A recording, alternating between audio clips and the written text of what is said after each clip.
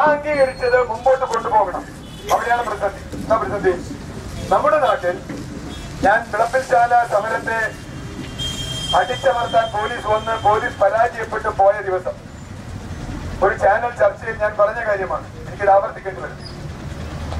പറഞ്ഞ കാര്യമിതാണ്, ഇപ്പോൾ ജനങ്ങൾ ഭരണകൂടങ്ങളെ ഭരണം പഠിപ്പിക്കുന്നു, ജനാധിപത്യം പഠിപ്പിക്കുന്നു, രാഷ്ട്രീയ കക്ഷികളെ രാഷ്ട്രീയം പഠിപ്പിക്കുന്നു, കോടതികളെ നീതി പഠിപ്പിക്കുന്നു, സമൂഹത്തെ ബോധവൽക്കരിക്കുന്നു. അതാണ് വിളപ്പിൽശാല കണ്ട സമരം.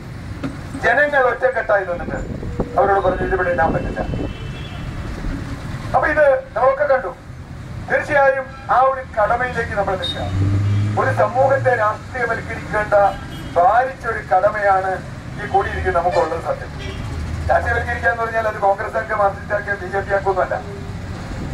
ഈ സമൂഹത്തിന്റെ ഏറ്റവും പ്രധാനപ്പെട്ട പ്രതിസന്ധിക്ക് എന്ത് പരിഹാരം എന്ന രാഷ്ട്രീയ നിർദ്ദേശം വയ്ക്കുക നമ്മുടെ ജോലിയാണ്. രാഷ്ട്രീയ നേതൃത്വത്തിൽ നമ്മളെ രാഷ്ട്രീയം പ്രതീക്ഷിക്കുന്നില്ല. ഉദ്യോഗസ്ഥരുടെ ഞാൻ ശുചിത്വ മിഷനെ കുറിച്ചൊന്നും പറയുന്നില്ല. കുറെ കാലമായി അവർക്കെതിരെ തെറി പറഞ്ഞുകൊണ്ടേയിരിക്കുക. പിന്നെ ഇപ്പോ ഇന്ന് രാവിലെ പറയേണ്ട കാര്യം ശുചിത്വ മിഷൻ മാത്രമല്ല, അത്തരത്തിലുള്ള സകല മിഷനും പിരിച്ചുവിടണമെന്നാണ് യോഗം ആദ്യം തീരുമാനിക്കുന്നത്. ഇത് തദ്ദേശഭരണ സ്ഥാപനങ്ങളുടെ കടമയാണ് എന്ന് തീരുമാനിച്ചു കൊടുക്കുകയും പിന്നെ ആവശ്യമില്ലാത്ത മിഷൻ ഉണ്ടാക്കുകയും ഇപ്പോൾ ഏറ്റവും ഒടുവിൽ ഇന്ന് കിട്ടിയ റിപ്പോർട്ട് എന്താ പറയുക, 4 ഇൻസിനറേറ്ററിന് ഇന്നലെ സിഡ്കോ ടെൻഡർ ക്ഷണിച്ചിരിക്കുന്നു കേരളത്തിൽ.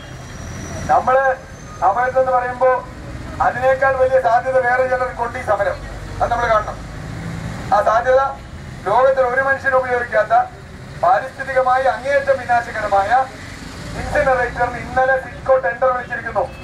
അത് നമ്മുടെ ചിലര് ലാലൂരിൽ പ്രശ്നം, വിളപ്പിൽശാലയിൽ പ്രശ്നം, കുഴിപ്പുഴ പ്രശ്നം, വടവാതൂർ പ്രശ്നം, ചേളൂർ പ്രശ്നം, പെട്ടിപ്പാലത്ത് പ്രശ്നം, അതുകൊണ്ട് ഇൻസിനറേറ്റർ ഇരിക്കട്ടെ പ്രശ്നം. അങ്ങനെയാണ് രാഷ്ട്രീയ കക്ഷികൾ പരിഹരിക്കാൻ പോകുന്നത്.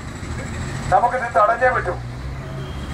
പൊതുപണം, പൊതുജനങ്ങളുടെ ആരോഗ്യം, പൊതുജനങ്ങളുടെ ജീവിതം ഇതെല്ലാം തകർക്കുന്ന ഇതിന് നമ്മൾ എങ്ങനെ ചോദ്യം ചെയ്യാൻ കഴിയും? തീർച്ചയായും ലാലൂർ അത്തരത്തിലൊരു അവസരമാണ്. ലാലൂരിൽ നിന്ന് നമുക്ക് വിളപ്പിൽശാലയിലേക്കും, കാരണം ഏതാണ്ട് ദൂരം ഒപ്പാണല്ലോ. ലാലൂരിൽ നിന്നാകുമ്പോൾ കേരളത്തിൽ തെക്കോട്ടും വടക്കോട്ടും ഏതാണ്ട് ദൂരം ഒപ്പം, അങ്ങനെ കണക്കാക്കാം. വിളപ്പിൽശാലയിലേക്കും ചേളൂരിലേക്കും ലാലൂരിൽ നിന്നുള്ള സമര സന്ദേശം എത്തണം.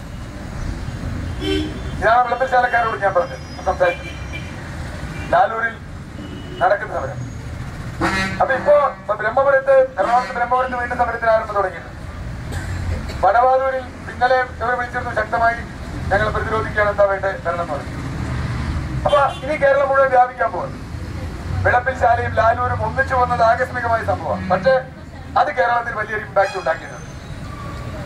നമുക്ക് തുടങ്ങണം. ഇവിടെ ഇരിക്കുന്ന ആളുകൾ നമുക്കൊന്ന് കുറച്ച് കാര്യങ്ങളിൽ ഒരു അടിസ്ഥാനപരമായ ഒരു ധാരണ ഉണ്ടായാൽ മതി.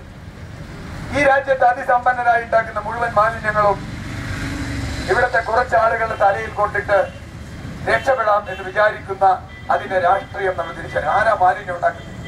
ആരാ മാലിന്യത്തിന് ഇരകളാവുന്നത്?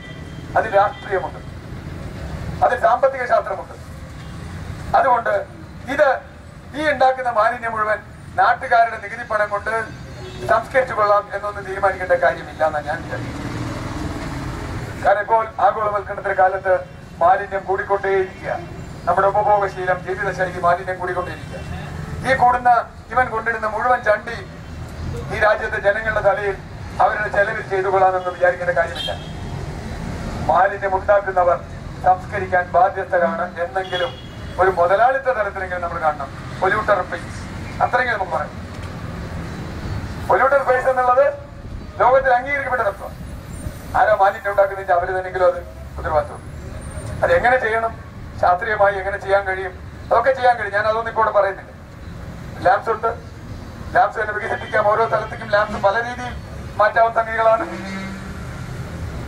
അത് മുമ്പോട്ട് കൊണ്ടുപോകണം. അതിനാകെ ഒരു വഴി ജനങ്ങൾ അവരുടെ പ്രതിരോധത്തിലൂടെ ഭരണകൂടത്തെ ചെക്ക്മേറ്റ് ആക്കുക എന്നത് മാത്രം. ചെക്ക്മേറ്റ് ആക്കുക തന്നെ വേണം, വേറൊരു രക്ഷയില്ല. അതിലേക്ക് സമരങ്ങൾ തുടർച്ചയായി ഉണ്ടാകും. ഇവിടെ വിവിധ സ്ഥലങ്ങളിൽ നിന്നുള്ള ആളുകളുണ്ട്. അവരവരുടെ അനുഭവം പറയും. അനുഭവം കൊണ്ട് മാത്രമല്ല, നമ്മളൊരു സന്ദേശം നേരത്തെ പറഞ്ഞതുപോലെ ശുചിത്വ മിഷൻ പോലെയുള്ള ആളുകൾ ഇതുവരെ ചെയ്തതാണ്. ഞാൻ ഏതെങ്കിലും ഏജൻസികളെ പറയുന്നത് ഇതൊക്കെ ശാസ്ത്രീയമായി ചെയ്യാൻ തുടങ്ങിയ കുറെ ആളുകളൊക്കെ ഉണ്ട്. എവിടെയാണെന്ന് എനിക്കറിയില്ല, അവരൊന്നും കാണാനില്ല കേരളത്തിൽ. ഞാൻ ആരെയും കുറ്റം പറയുന്ന ആരെയില്ല. അപ്പൊ ഇത് ഒരു ഒരു ഒരു സാമൂഹ്യ നീതിക്ക് അടിസ്ഥാനത്തിൽ ജനങ്ങളോടുള്ള അത്തരത്തിലൊരു ജനപക്ഷ രാഷ്ട്രീയത്തിന്റെ അടിസ്ഥാനത്തിൽ ഇത് ചെയ്യാൻ കഴിയും. ആ ചെയ്യാൻ കഴിയുന്ന ഒരു സമൂഹം കേരളത്തിൽ രൂപപ്പെട്ടു വരുന്നുണ്ട്. അങ്ങനെ രൂപപ്പെട്ടു വരുന്ന സമൂഹത്തിൽ തീർച്ചയായും ഈ സമരരംഗത്ത് നിൽക്കുന്നവർ നേതൃപരമായ പങ്കുവഹിക്കണം. അതാണ് കാര്യം. നമ്മൾ പ്രമേയം പാസാക്കി വീട്ടിൽ പോയിട്ടൊരു കാര്യമില്ല. ഓരോ സമരത്തിലും ഇടപെടുന്ന ആളുകൾ അതിന്റെ നയരൂപീകരണത്തിൽ കൂടി സ്വാധീനിക്കുന്ന തരത്തിൽ സമരത്തിലേക്ക് പോകണം. അങ്ങനെ പോകുന്ന ഒരു മുന്നേറ്റം ഈ കൂട്ടായ്മയിൽ ഉണ്ടാവണം. അത് നമുക്ക് വളർത്തിയെടുക്കണം. ഇത് മാത്രം പറഞ്ഞുകൊണ്ട്